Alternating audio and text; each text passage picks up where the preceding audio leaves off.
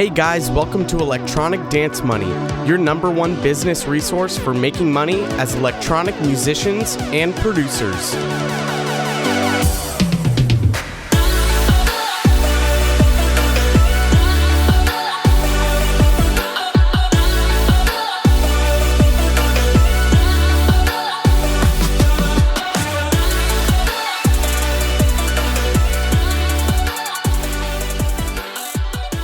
Hey, what is up, everyone? Welcome back to a new episode of Electronic Dance Money. I'm your host, Christian Casito. Hope you guys are doing well. Some quick little housekeeping stuff. I actually got a book list set up for the podcast. Basically, it's going to have all the books I've mentioned on the show, plus additional ones that I'm currently reading and will probably end up actually suggesting on the show. But if you go to enviousaudio.com/booklist, that will be there for you to check out. Should just be a full Excel spreadsheet that you can look over with some links, Amazon links, to go grab a copy of that book. That is an affiliate book list as well. So if you go use that, that throws some little money my way to help support the show. So again, that's enviousaudio.com/booklist. I'll have it on the show notes as well. You guys can just click a link that'll take you to that page. And you can check out some of the books that I've recommended and that I will continue to recommend. But today's episode, we're going to be kind of diving into the world of remixing and some of my thoughts and ideas on remixing, because this is something that I've been thinking about for a little while. And I guess, you know, remixes and bootlegs, as well as maybe we'll touch on some mashup stuff. But there's a lot of value in just focusing on doing remixing, mashups, and bootlegs. Primarily, I mean, one of the biggest things is obviously if you're remixing or doing a bootleg of a track, usually it's a bigger track that is more well-known. So there's kind of already hype behind it. There's a name behind it. And when someone sees a remix or a bootleg of that track, they're more interested in checking that out because they want to hear a new version or a take of that track. So you might initially get a decent amount of eyes on a track right away with little to no marketing needing to be involved. But first of all, let's talk about what the difference is between a remix, a bootleg, and a mashup, because this is something that a lot of people kind of get confused. Now, specifically what a remix is if someone gives you direct access to the stems or multi-tracks of a specific track. So if you've got a good friend that's a producer who sends you stuff all the time, it would be super easy for you to say, hey, can you send me the stems for that track? I'd like to remix it. That would be considered a remix if they actually send that over. Now, if you just take a really huge popular song and find the acapella vocal for it, or you strip the vocal out of it and you start making a remix without any permission or getting any actual physical stems, that's a bootleg. You're basically bootlegging the stems from the track without quote unquote permission, and you're making your own version of the track. So that's the direct difference between what a bootleg is and a remix. And then a mashup is basically taking two songs and more or less DJing and mixing them together. So, you know, you strip one vocal from one track and put it in the breakdown of another, and that's a mashup. DJs from Mars are they're great. They do a lot of mashup stuff. Same with Mash and Kutcher. I think those two artists, those two duos, have probably made a good amount of grown a good amount of their fan base with just doing mashup stuff and remixes as well. I know they definitely do remixes, but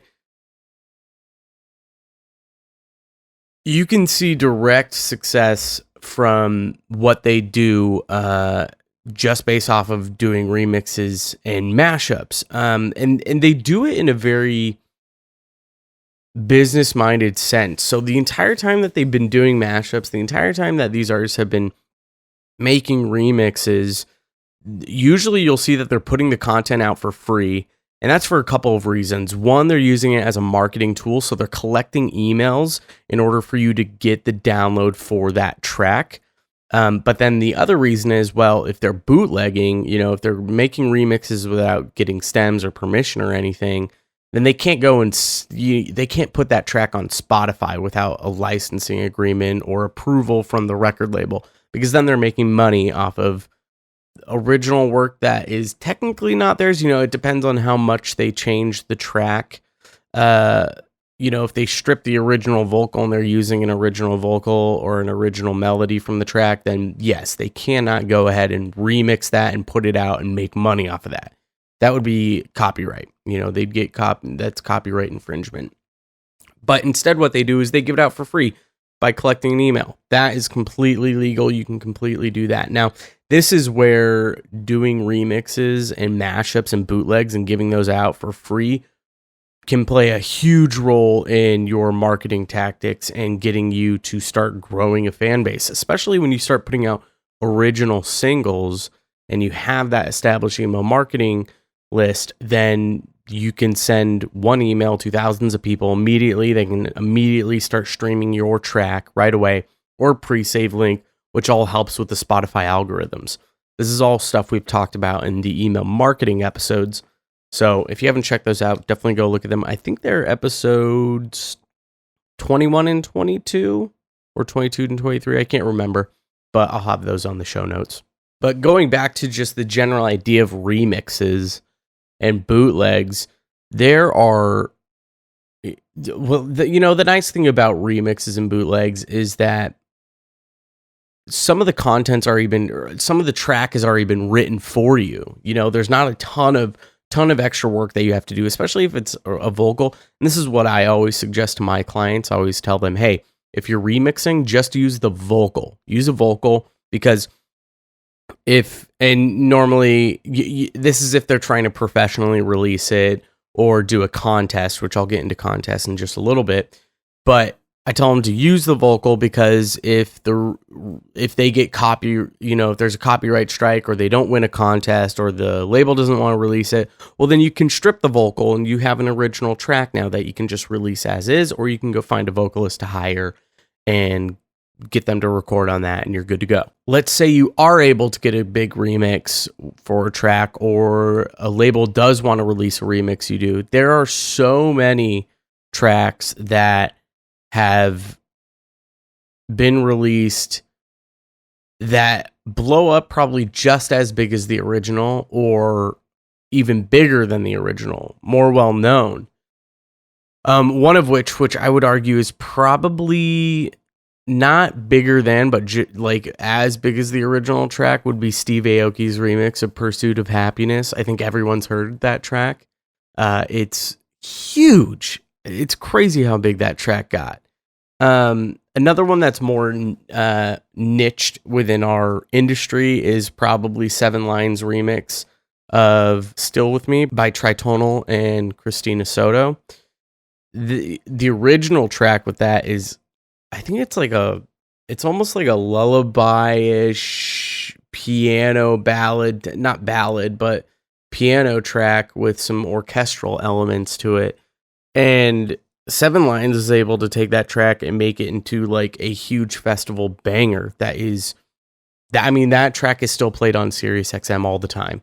I hear it played so many times and everyone's heard it, and it's a great original track. And I would argue that remix is bigger than the original. Definitely bigger than the original. So there's a lot of value in creating remixes now, and even, establishing your career based off of remixes. If you can get really good at remixing, people like that. And you have more original, here's the thing, you have more original tunes, quote unquote original tunes with, let's say you're just using a vocal of like a pop or a rap track that's big, that other people don't have. So, you can go and play a show and you're playing original music, but it's a remix of a track that people really love. That's really powerful. That's a powerful tool to have when you're creating like an original set, and people go after the show, they're like, oh shit, that was such a good set. I haven't heard any of those tracks before, but I've heard all of the original vocals or maybe the original melody. That's a lot of fun for a lot of people. And it's easier to sell people your music if it's something they already know and recognize. And again, this is based off of if you're just using a vocal. If people know a vocal and they know the title of a track, they're more inclined to want to listen to it because it's something that they already recognize. It's very similar to melody. You want melodies to repeat a little because it's this resemblance of remembering and being able to understand something because you've already heard it before. This is all basic music theory stuff. Now, when you're looking at what kind of track you're wanting to do a bootleg of or a remix of, it is important to also pay attention, especially when you're doing marketing stuff. So if you're using this as a marketing tool, which I do recommend you do, because, like I said, you can release the tracks for free, a remix or a bootleg, and collect emails for it. It's a great, great, great marketing tool. But you also, again, we're going to get more into the technical stuff of marketing and business here. And that's all about looking at your target audience, especially with the track you're remixing. If you're a future house producer, it might not be the best to go remix a dubstep track and then try to market that to listeners of future house. They're not going to know the original. They're probably, it's not, a lot of, there are I love future house, but then I also loved some dubstep tracks too. But I don't know a ton of dubstep. I'll tell you that right now. I don't know a lot of it. I know some of it. I know all the classic tracks. So if you're remixing something like a classic Skrillex track, it'll probably be easier to remix that and get future house people to listen to it because it's a different take. But if it's some obscure artist that more of the dubstep crowd recognizes or knows, it's going to be harder for you to remix that track and market it to listeners of future house. So you have to kind of determine your audience and what you're trying to remix. Now, I wouldn't suggest doing a future house remix of a future house track because it's the future house version of that has already been done. You want to change it up a little bit. You want to give someone a different perspective on that.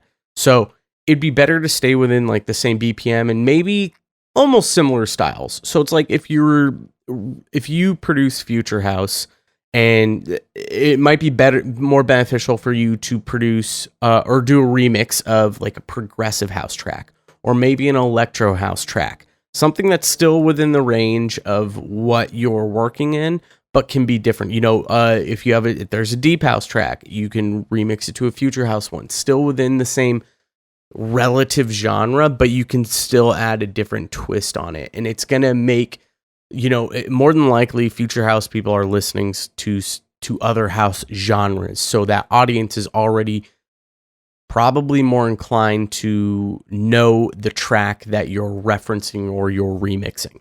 So this is going to be step one in figuring out what tracks you want to bootleg, what tracks you want to do a remix of, and then being able to market that to the right target audience. You already know that your product is going to do well with that audience. Now, that's not to say that you can't go remix or bootleg a dubstep track if you're a future house producer. By all means, if that's what you want to do, go for it. But there might be some pushback in the sense that you might not reach the same amount of people that would recognize a track that's more similar to that genre. And there's plenty of tracks where other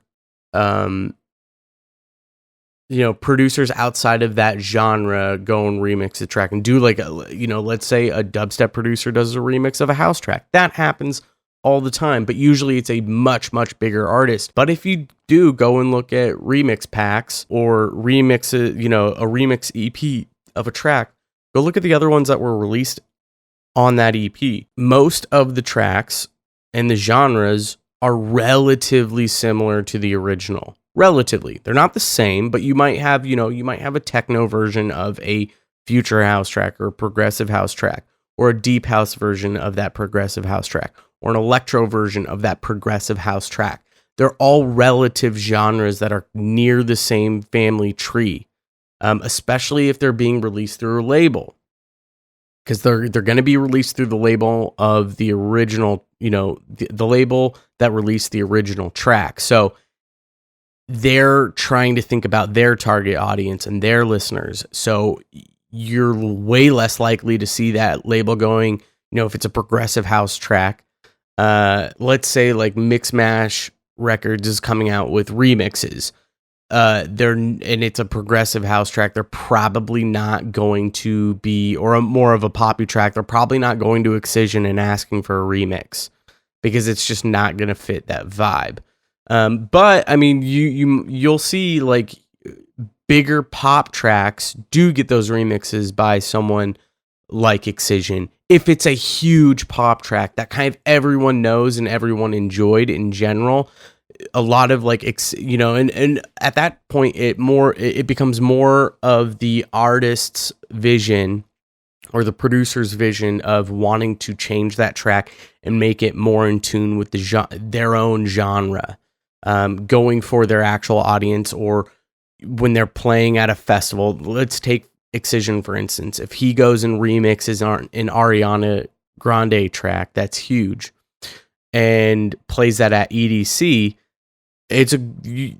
odds are that the audience is going to know that song. They're all going to be able to sing along to it, but the audience is also there for Excision, so they get a nice little twist on a track they already know, which is probably going to blow their minds.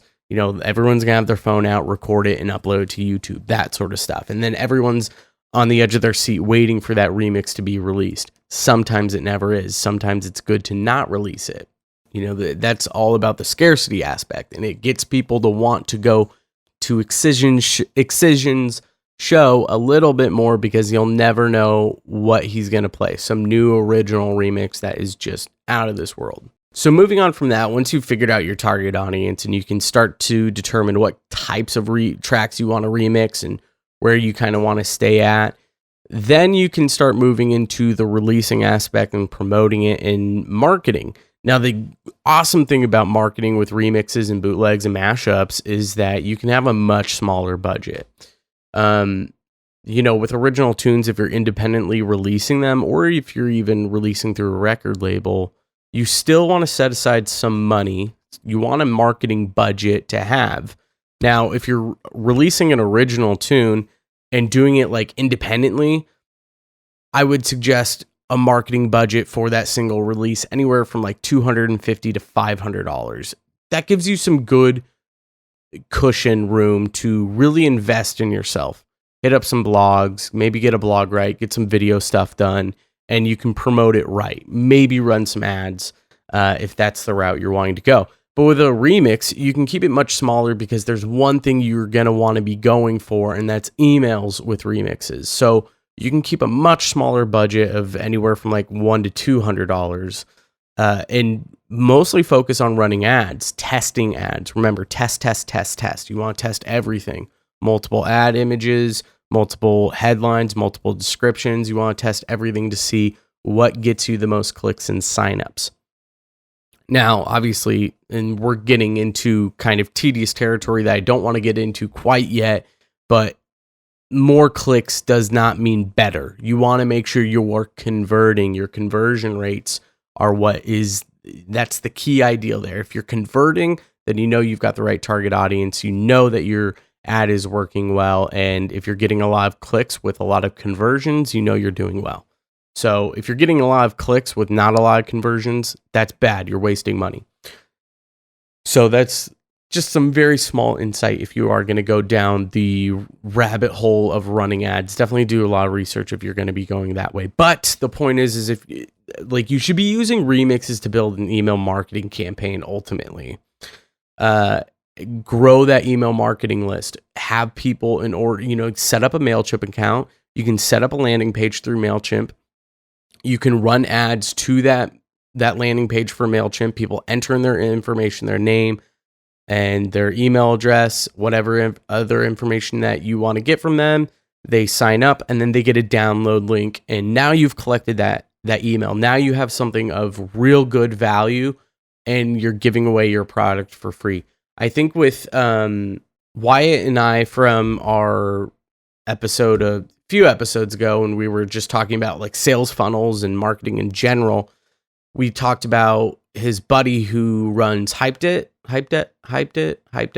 I never get it right, but a lot of people are using that service. So you can turn your like download button on SoundCloud, so you can turn your like download button on SoundCloud to send people to that hyped link and collect emails that way, which is a great resource, a great tool to do that and immediately start collecting emails. I think I have a couple of clients that are starting to do that, and I want to see about getting him on the show, the creator of that, so we can do more in-depth analysis of, you know, marketing your music in that way and using that as a tool, because I think it could be very vital to a lot of artists. But make sure you collect those emails. And with that, you can also send promos out, which this is kind of included in email marketing. Again, go back to the email marketing episodes we talked about, but you can send your remix promos to bigger artists and the original artists.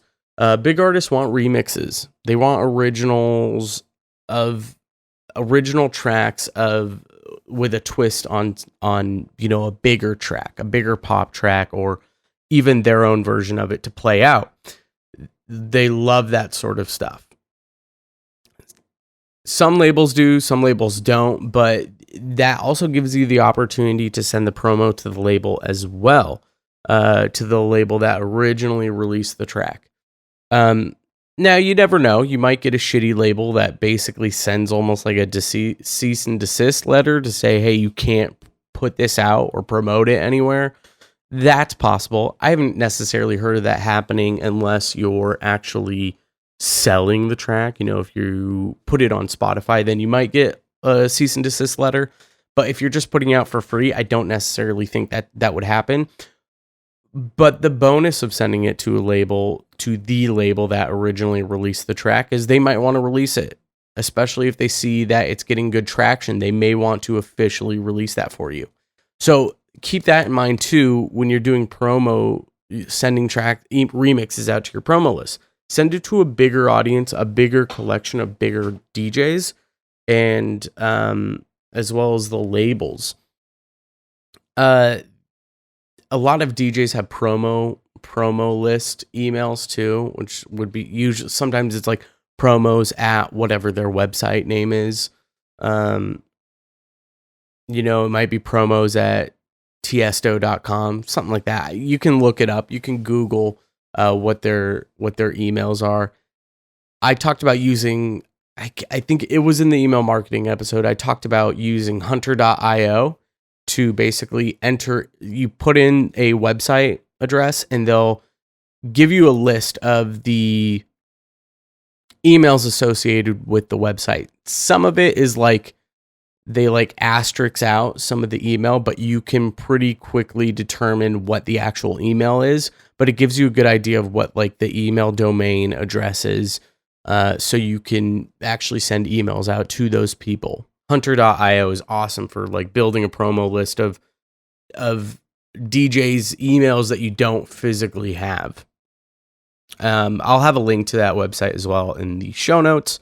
The nice thing about remixes too is that they tend to be a bit easier to make than originals. Again, because if you're just using one element from it, the rest is kind of easy to fill in.